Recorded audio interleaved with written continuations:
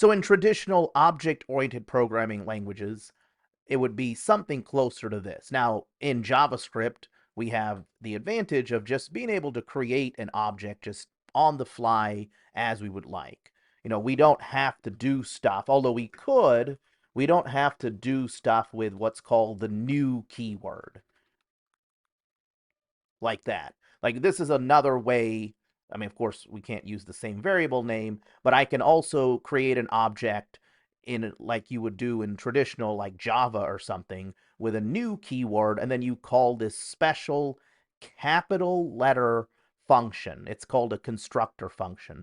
But again, we're not here to focus too much on object-oriented programming, so I'm not going to spend a lot of time on it. Just wanted to make a mention of this. So clearly it's much more common. If we want to create an object, we just go ahead and throw up some braces and specify some properties and names. So I'll get rid of that. But again, if you're just exploring and you have a background in OOP from other languages, then this code would feel familiar. And if you don't like this code, I don't like this code either. So I'm going to get rid of it.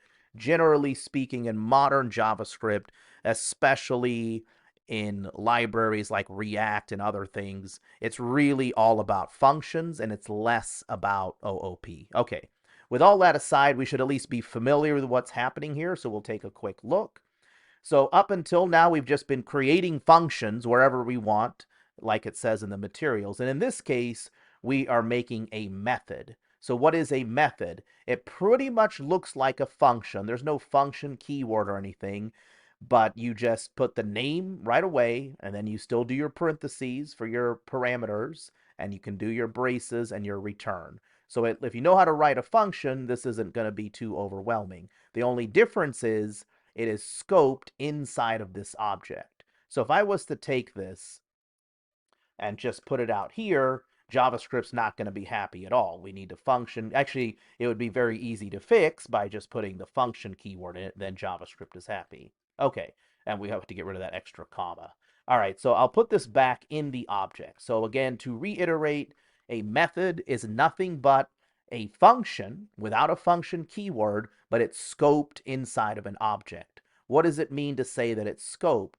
It means that say hello is not defined. I cannot just call say hello. Instead, I have to specify to JavaScript, I want you to go inside of the person. Well, that sounds weird, but we want to go inside of this person object.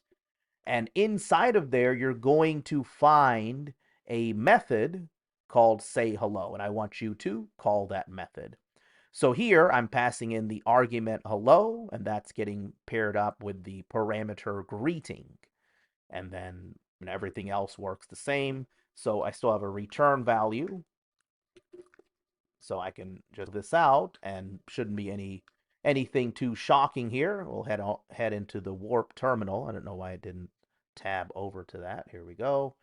And I'll need to go to the node template. Now let's just run it. And as we would expect, it says, hello, John Doe. Now, looking at this code, you might be wondering what this keyword this is.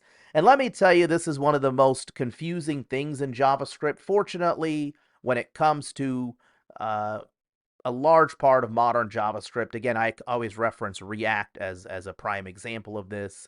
We don't really use the this keyword or anything. But again, I want you to be exposed to it. And you might actually appreciate this style of coding if you, again, have more of an OOP background. Like, it's a little bit closer to what you might do in something like a Java.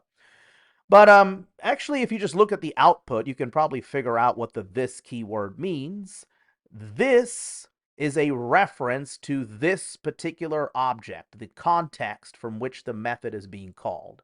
So if we say this right here, it means, hey, go up here and figure out where you are. You're inside of this object, and now that you figured that out, access the name property.